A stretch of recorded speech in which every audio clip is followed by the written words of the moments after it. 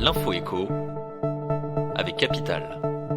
On commence ce flash par le chiffre du jour, 16 359 €. C'est ce que gagnent en moyenne chaque mois les orthodontistes exerçant en libéral.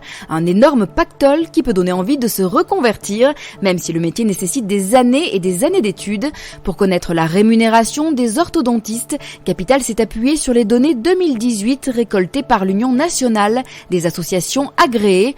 Découvrez le reste des 20 professions libérales les mieux rémunérées sur capital.fr. On passe à l'info pratique Capital. Savez-vous qu'avoir des enfants vous permet d'augmenter vos droits à la retraite ? Petit bémol, ce ne serait pas dans la même proportion pour tout le monde.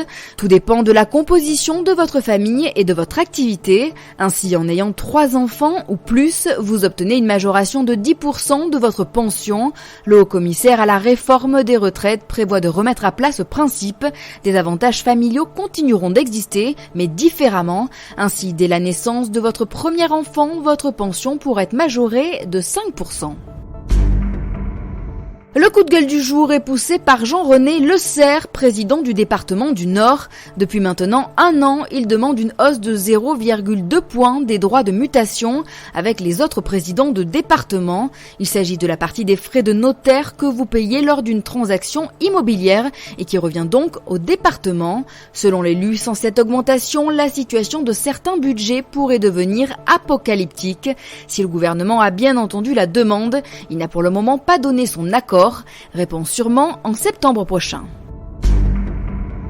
Et on termine par la première vodka made in Tchernobyl. Vous avez bien entendu, plus de 30 ans après la plus grave catastrophe nucléaire du XXe siècle, une vodka a été créée à partir de matières premières issues des abords de la centrale nucléaire. Baptisée Atomic, cette vodka artisanale est le premier produit de consommation issu de la zone.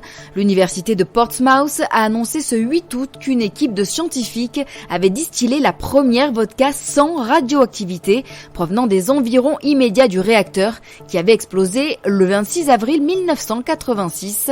C'est la bouteille d'alcool la plus importante au monde parce qu'elle pourrait aider les communautés vivant dans et autour des zones sinistrées à reprendre pied, a assuré un des scientifiques. C'était l'info écho avec Capital.